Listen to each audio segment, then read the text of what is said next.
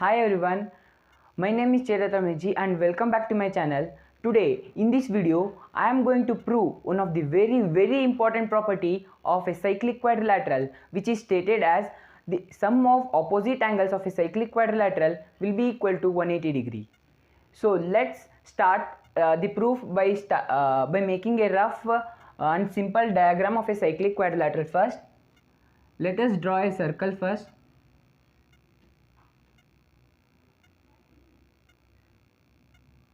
Let me draw a big circle.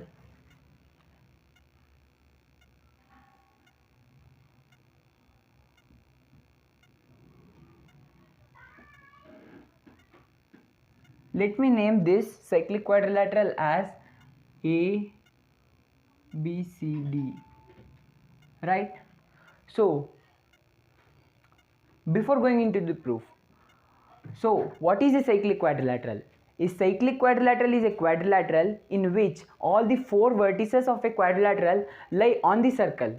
See, in this figure, vertices A, B, C and D are all the four lying on the same circle.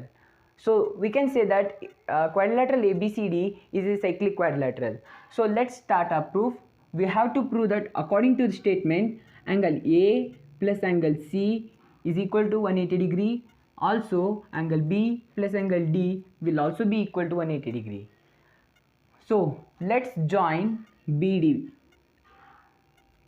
Similarly, we will join AC2 to make diagonal of a cyclic quadrilateral. Let's start our proof. First, before writing proof, the most important thing while proving any theorem or statement is we should write to prove. What we need to prove according to the statement is angle A plus angle C is equal to 180 degree. Also, angle B plus angle D should be equal to 180 degree. Right? Let's prove this. Proof.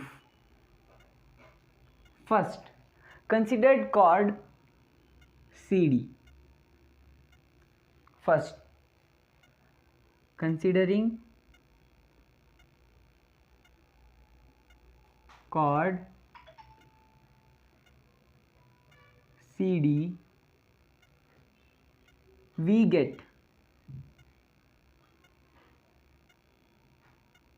observe carefully the figure given or the figure we have constructed.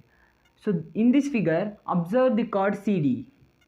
By observing the chord CD, observe the angle DAC, which is this angle, and angle DBC, which is this angle.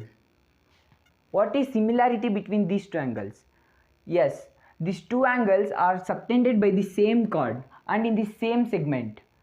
So, as we have studied in circles lesson, angles subtended by a chord in the same segment will be equal to each other. So we can write as angle DAC will be equal to angle DBC. Let us keep this equation as equation 1, and the reason will be angles in the same segment. Angles in the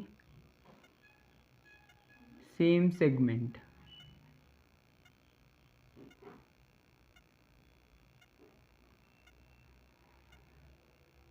So next step, consider the chord BC. Considering chord BC, we get, similarly as we have proved equation 1, by observing chord BC, we come to know that angle BDC, which is this angle, and angle CAB, which is this angle, will be equal to each other. And the reason is the same reason, which is angles in the same segment, and the both angles should be subtended by the same chord. So we get that angle BDC C will be equal to angle CAB, and let us keep this as equation 2, and the reason will be angles in the same segment, right? So next step is add both equation, which is at equation 1 and 2, adding equation 1 and 2. Before adding the equation 1 and 2, I would like to tell you one of the point which I have mixed. So why we should add equation 1 and 2? Observe the figure. If we add this angle DAC, which is this angle,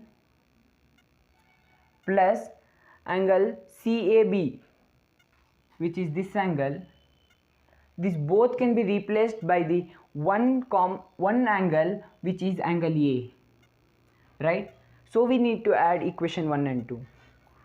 We will write angle DAC plus angle CAB will be equal to angle DBC plus angle BDC. While adding, keep in mind that we should never forget this equality symbol. It is very important. Let's keep this. So after adding, we will keep it as equation 3. So before that, angle DAC plus angle CAB will be equal to angle A, which is equal to angle DBC plus angle BDC. Let's keep this equation as equation 3.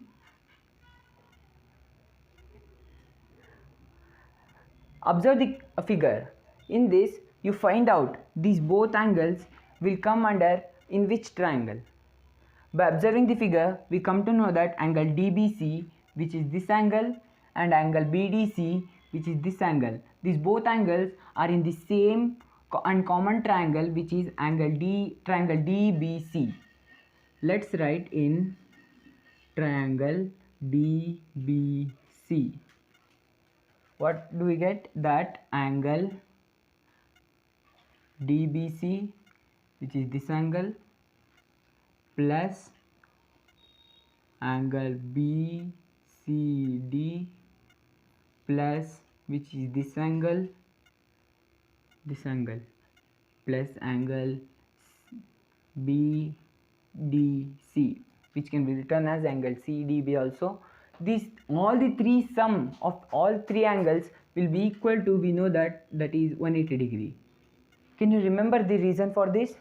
Yes, it is because of the angle sum property of a triangle. Let's write as angle sum property of a triangle. Next, take this equation 3. Take this equation 3. We have that angle A is equal to angle DBC plus angle BDC.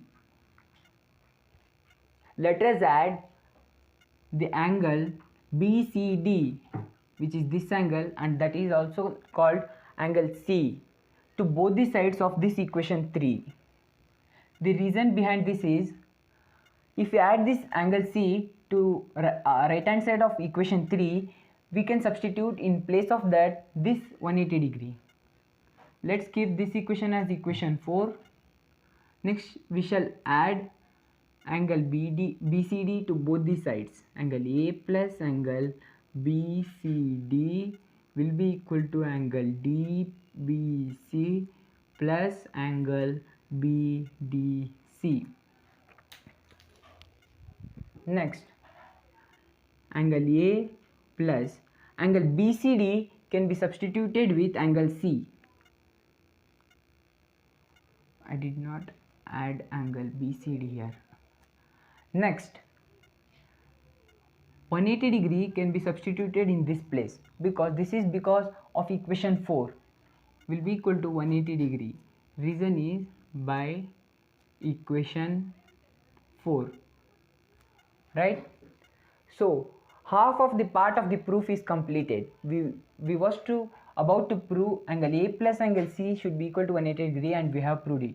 Let's prove the second part, which is angle B plus angle D, that is also equal to 180 degree. Observe the quadrilateral ABCD. From quadrilateral ABCD, angle A plus angle B plus angle C plus angle D will be equal to 360 degree. This is because of angle sum property of a quadrilateral, which says that the sum of all angles in a quadrilateral will be equal to 180 degree. This is angle sum property of a quadrilateral.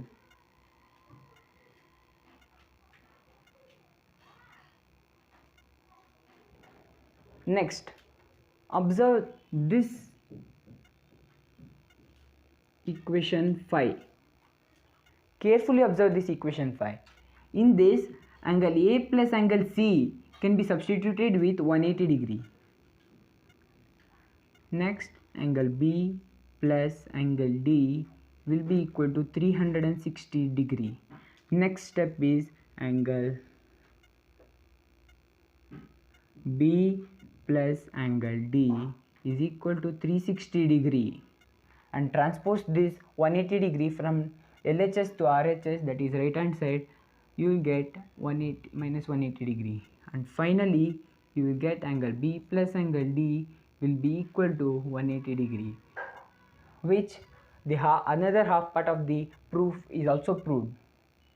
So hence proved.